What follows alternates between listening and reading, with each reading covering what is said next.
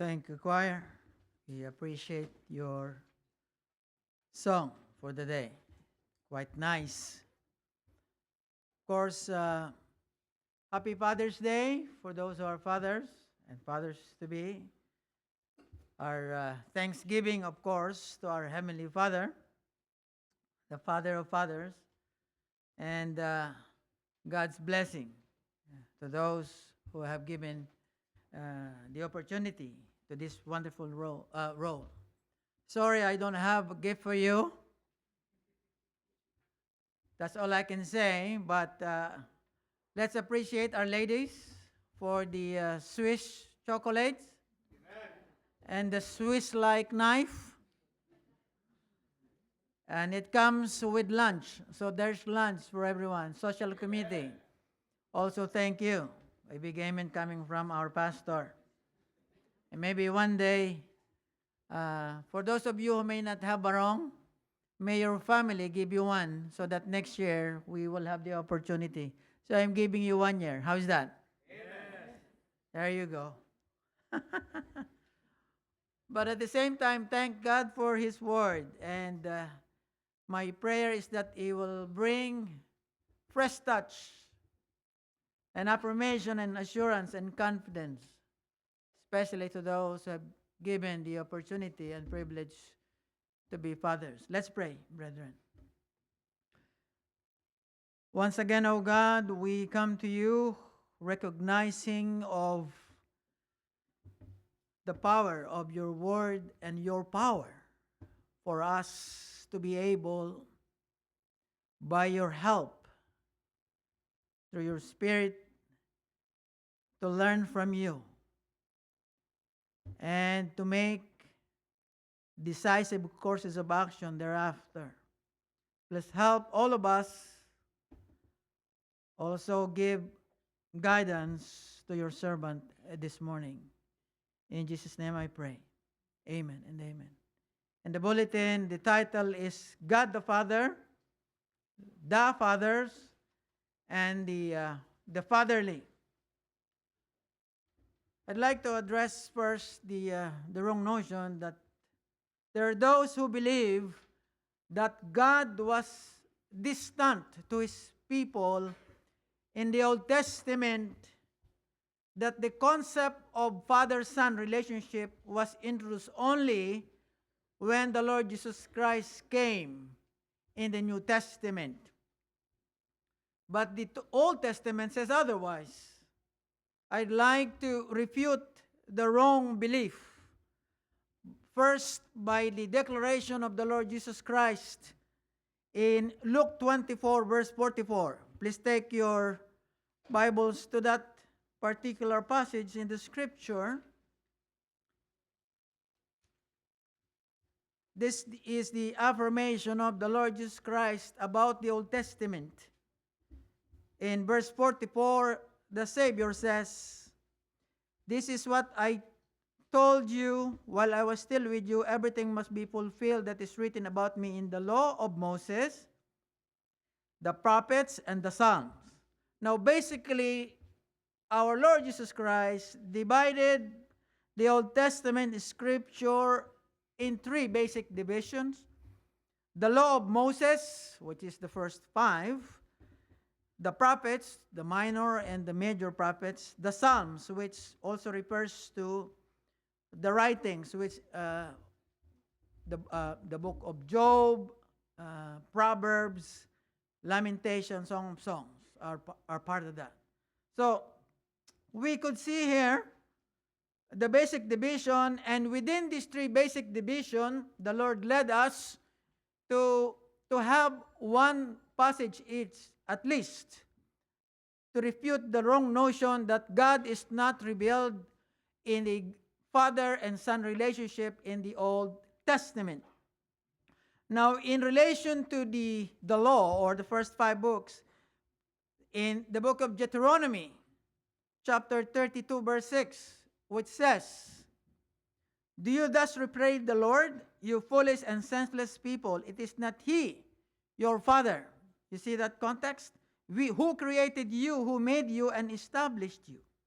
That is in the first 5 books. Now, in the writing, Psalm 103 is a wonderful text, and allow me to read before you Proverbs chapter 3, verse 12, where it says, and this is a familiar text, it's also specified in the book of Hebrews, for the Lord reproves him who he loves, as a father the son in whom he delights. You see the implication in the writings. Now, how about in the prophetical book?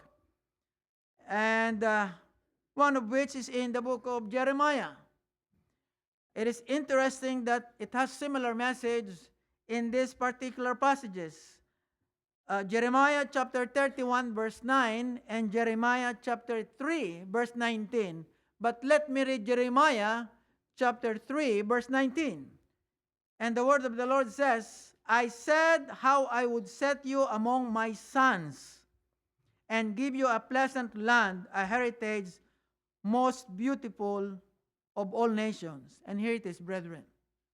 And I thought you would call me my father and would not turn from following me. Not only is God revealed himself as a father, he also calls his people as his children. And then again in the law of Moses, in Deuteronomy chapter 14, verse 1 to 4, all the way to 14, but let me just read for the sake of time constraint. It says that you are the sons of the Lord our God, in Deuteronomy chapter 14. Now in Psalm 82 verse 6, it says, you are all sons of the Most High. Now in the prophets, in Hosea chapter 1 verse 10, it says that you are the sons of the living God.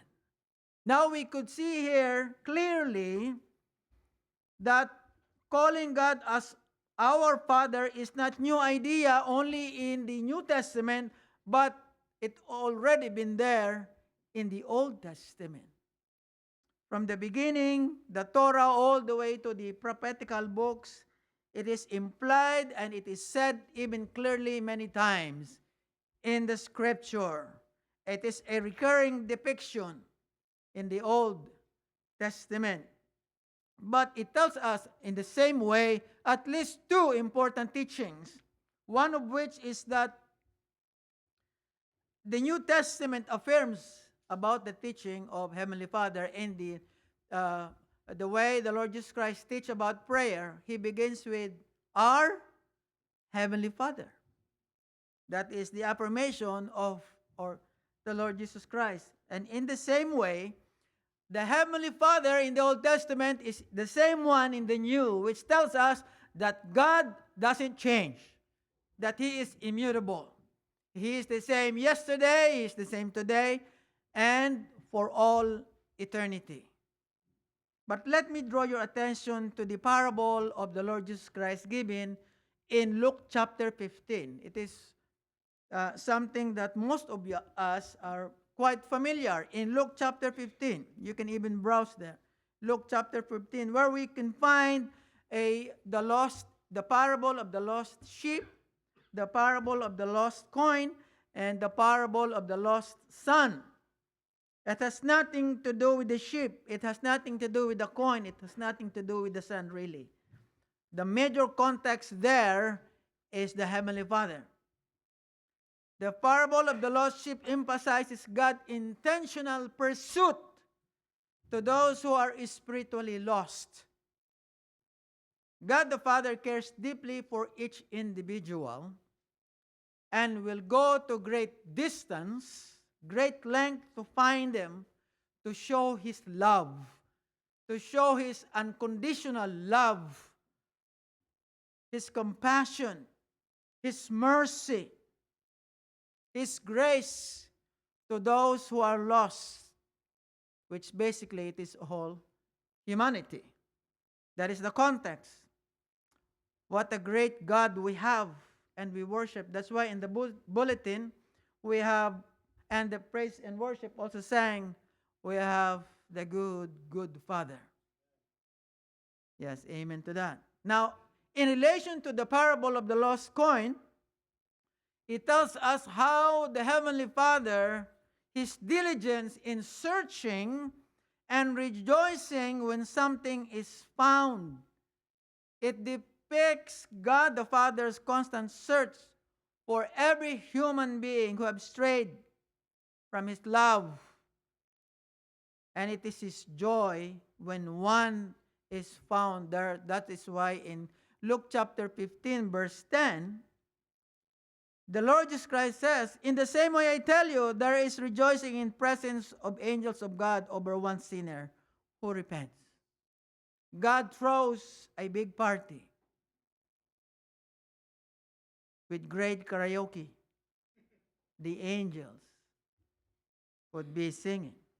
Although there is not a particular passage that will say that, I am just using consecrated imagination during this time. Well, how about the lost son? The parable of the prodigal son. It focuses on the joy of the father who welcomes his wandering son with open arms, even after his son's horrible mistakes in his life. Again, it shows to us the Heavenly Father's love, his forgiveness, and the celebration that accompanies when someone repent and come back to God.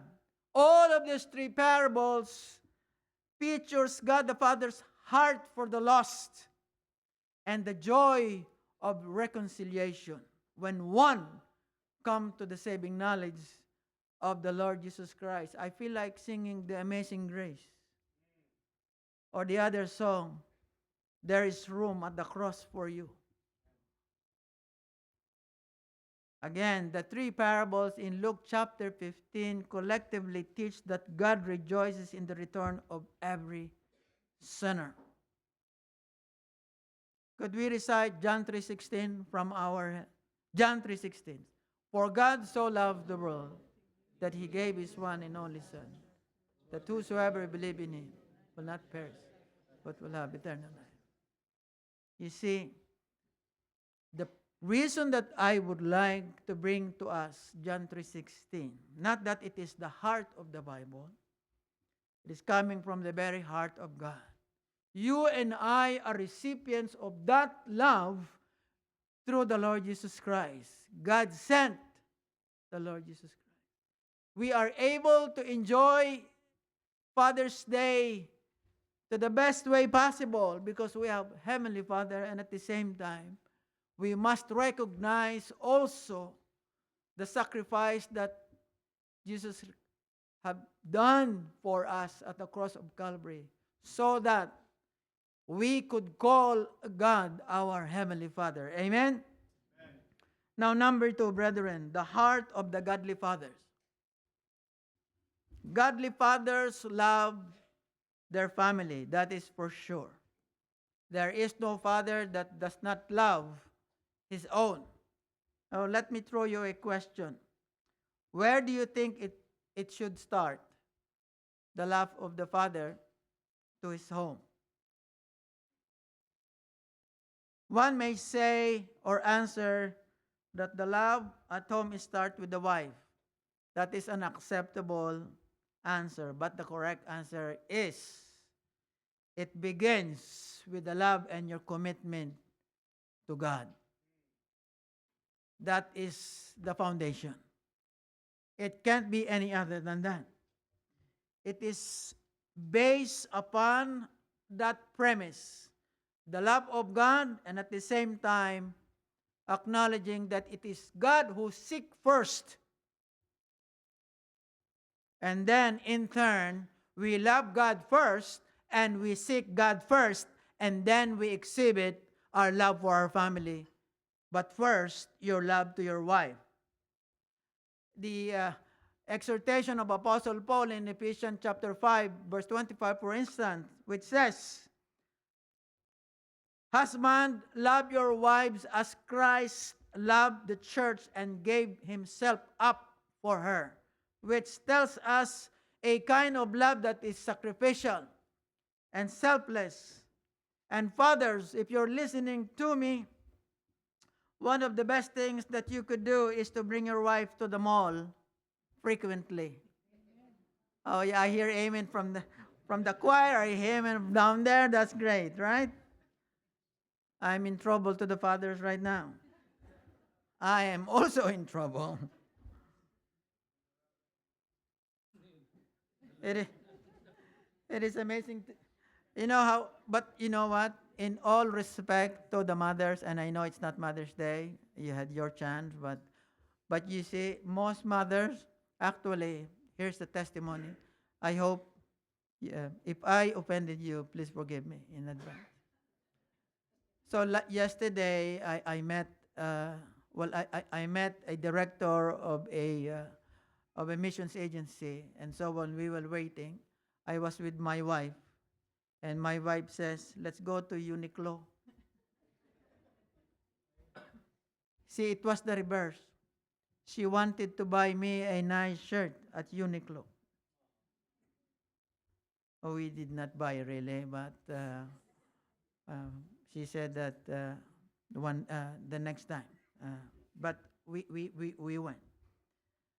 But I think, in all seriousness, fathers, we should give extra for our wives. Yes? What happened to the fathers? I hear the sons and the wives. More so in deeds, in words too. Fathers, Filipinos who are probably in my age group, I do not know whether you also grew up when you hardly hear your parents saying "I love you" to their wives. But we are now in Canada. Forget about there for the time being. And keep on saying "I love you" to your wife. Father, if you're sitting next to your wife, would you say "I love you"? Not because of me telling you, it is because of you. Okay? You know, when you do that, uh, fathers, and you have sons at home, for those of you, even if you have at home, when you have sons at home, and you're doing that, you are basically doing a mentoring and great discipleship. So that in turn, one day when your son would have his own wife, he would do likewise. Amen, sons? Are you listening? Parang may...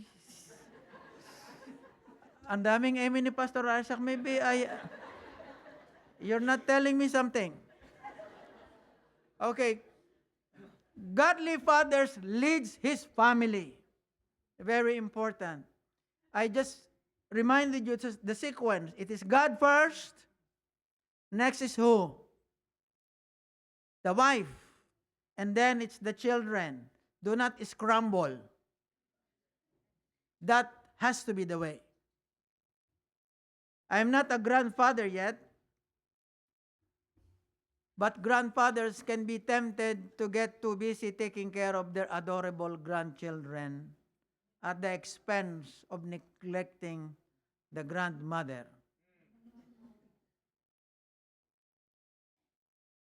I am glad that there is none in the congregation today. If there is one, you're in big trouble. To your wife. Your wife will be thanking me. It is not me. It is not me saying this. The Lord guided me to tell you. If you are a grandfather, and we have a few here, do not spend too much time and at the expense of neglecting the grandmother of your adorable grandchildren. Are you listening, grandfathers? Now, there's a father in the Old Testament by the name of Joshua when he says, and it's a strong declaration. It is a clear commitment when he says this way, "As for me and my house, we will serve the Lord." Father must be decisive, must not neglect the calling and responsibility in Christian service. Father, in the congregation of the First Filipino Baptist Church, are we all serving the Lord? If not, It is time for you to take a stand, not just for your calling as a father, but also in Christian service. One of the ways for you to provide spiritual leadership at home is also in the area of Christian service. Serve together, brethren. Serve together. Godly fathers, in your heart, you must impart the Word of God to your family. You don't need to be a scholar of the Bible. There are many ways. But lead your home.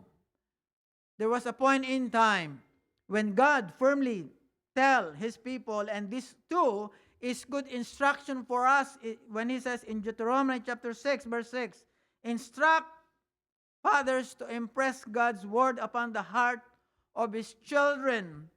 Instruct them as they rise up, sit at home, travel down the road, and lie down. In essence, all the time, everywhere, and anytime. Impart God's word.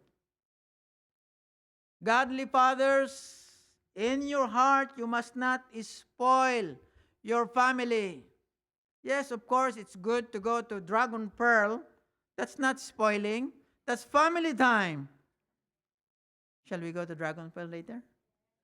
Amen. Nice one. But in all seriousness, fathers, do not spoil your family, but rather administer correction. Hebrews chapter 12, verse 6, and also in the book of Proverbs, I read it to you earlier, it tells us that God always disciplines us out of love, and we must do the same. Fathers, Ephesians chapter 6, verse 4, the exhortation says, fathers, do not provoke their children to anger, but to bring them up in what? Here's the good balance. Instruction and discipline of the Lord. Ephesians chapter 6, verse 4. There has to be a good balance. It cannot be too much on one side at the expense of the other. Godly fathers demonstrate compassion. Yes, correction is important, but we must do it with compassion, with grace, and forgiveness. Remember again the parable of the prodigal son in Luke chapter 15. It is a wonderful picture. After the young son returns home, you know how much he squandered? He squandered 1/3 of his father's property and money, and yet the father runs after him when he saw him at a distance and calls his people, prepare for a big party. Give him the best bling bling and get up in the new lingo. Give him the best of the clothes, of the robe, and rings and whatnot. We are to give party. This is how God extends His love towards us. It was a song earlier in Romans chapter 5, verse 8, that while we were yet God's enemy, Christ died for all of us. In Psalm 103, verse 12, it says, as far as east is from the west, He removes our transgression from us. Forgiven for all eternity. Yes, we are sinners, but we are sinners, forgiven sinners for all eternity. Amen? Amen.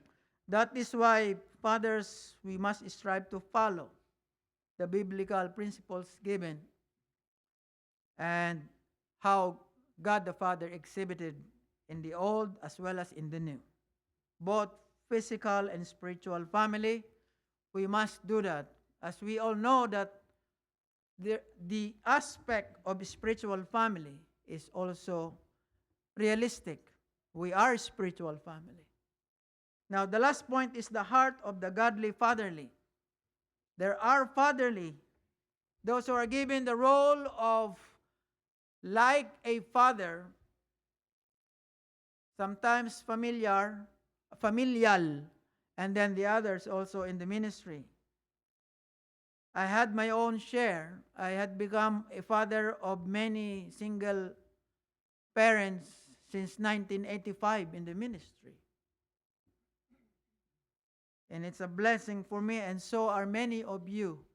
It is not your own physical children, and yet you are given the role to serve God, to love God in the way like that of a father.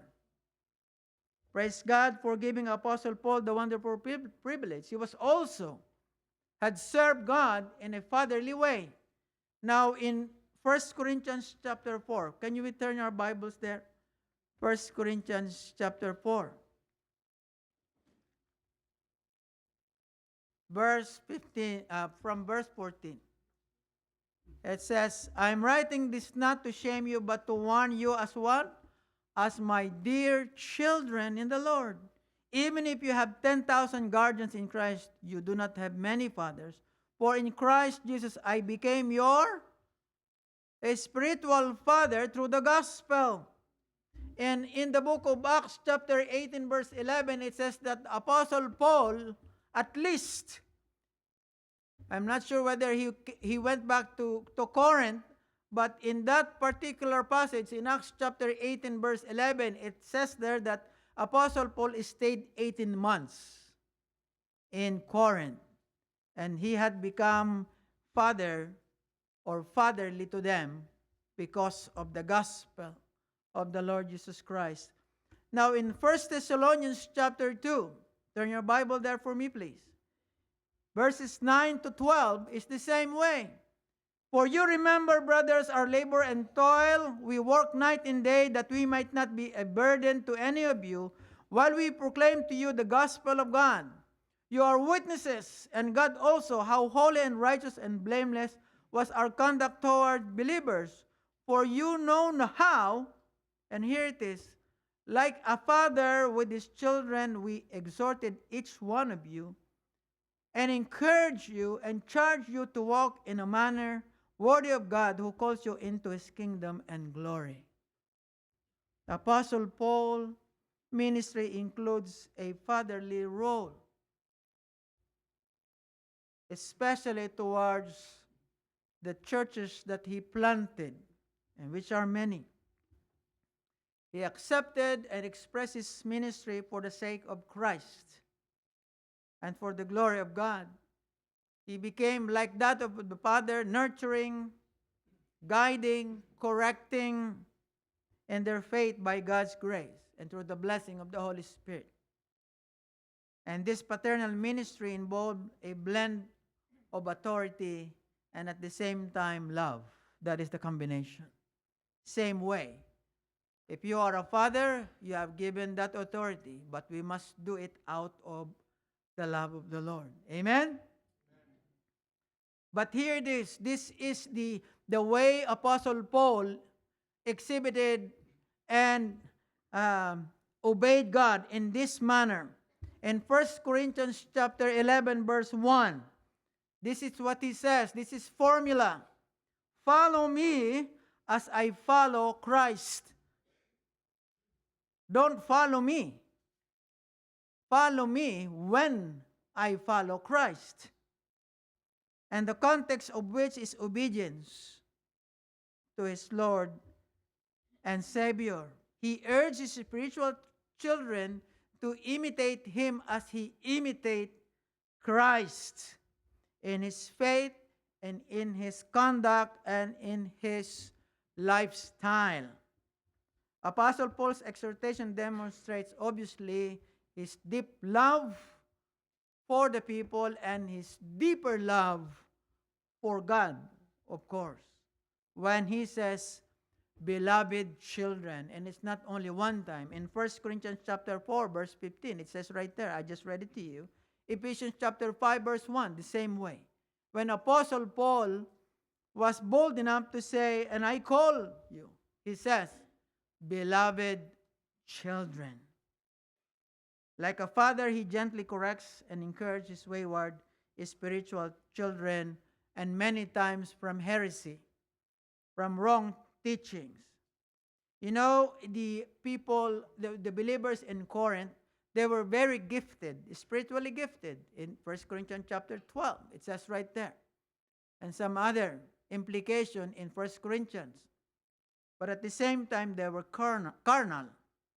So that is why he extended how he gently corrected them and encouraged them to be drawn closer to God and exhibit. That is why in 1 Corinthians, you could also see the love chapter and all of these things. How to use gifts.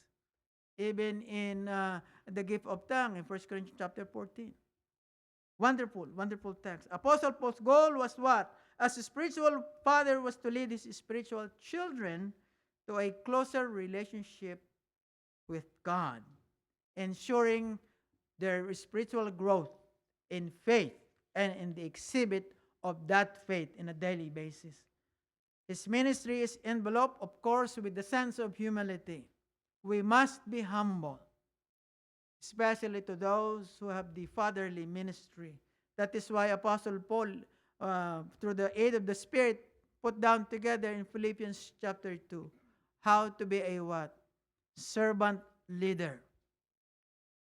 Acknowledging his own need for God's grace and to be humble. Like a father who is a provider for his family, Apostle Paul was very active in the ministry in Acts chapter 18. We could see that he supports the ministry, and at the same time, he supports himself as a tent maker. Father, we are to be the provider. Of course, it is a reality too that in Canada, some of the fathers, our paycheck is smaller in comparison with our wives. And that is reality in Canada. But the point of this is this. One way of saying there shouldn't be a lazy father. Amen? Okay, some few fathers say amen. Once again, fathers and spiritual fathers, praise God for the role that we have been called and what God has bestowed upon us. Through God, we can do it. Yes, amen? And perfect that we are, and yet, by God's help, we can be effective. Children and parents of the children, thank you for our children for one at a time. They appreciated the fathers. Now, let me read before you another one. This is how a young kid, from young until he gets old, this is how he appropriate his own dad. At 4 years old, and this is not mine, this is from Samuel's source. You could see this many times, even in Google or whatnot, where it says, at 4 years old, dad can do nothing. At 8 to 12 years old, he sees that his dad doesn't know and doesn't understand. At age 24 and 21, he looks at his dad as an old-fashioned and an out of date. Now, at age 25, there's a beginning of shifting. He looks at his dad as someone who comes up with good idea every now and then. Now, at age 30, he says that it is good to ask, Dad, what do you think about it? At age 35, let me get Dad's input first. Now, at age 50, let me get Dad's thought about the matter.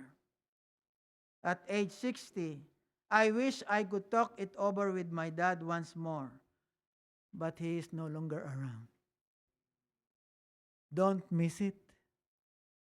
Do it today. Appreciate your fathers, not when they are dead. Do it when they are alive. Perhaps you are burdened by guilt as a father because you feel like you have failed your family in some way. But it is not too late. Never too late. Or perhaps your own father did not reflect good and godly qualities, and you are suffering from a strained relationship with him. There are scars. Or perhaps you have lost your earthly father and you are mourning his absence and missing his presence. But then again, in Psalm 68, verse 5, God is the God of the fatherless. The beauty of our relationship with God is that He forgives. He restores broken relationships and gives another opportunity to do the right thing. And that is today. Fathers, let's continue doing the right thing. If you have missed and you have failed many times of your children and especially to your wife, don't listen to me. Listen to the Holy Spirit who is in you. Change your heart for the better. Listen to God and obey Him. Praise God as we look our perfect Heavenly Father for comfort and strength in order for us to be a godly and dynamic Father for the good of our family and for the good of our spiritual family and ultimately for the glory of God. Once again, fathers, happy Father's Day. Let's pray. Father, thank you for how you have blessed us today to remember of the role that we have as fathers and the fatherly, and to acknowledge that we have you as our Heavenly Father who will never, never fail us. So from that, help us in our walk with you. In Jesus' precious name and for His sake, amen and amen.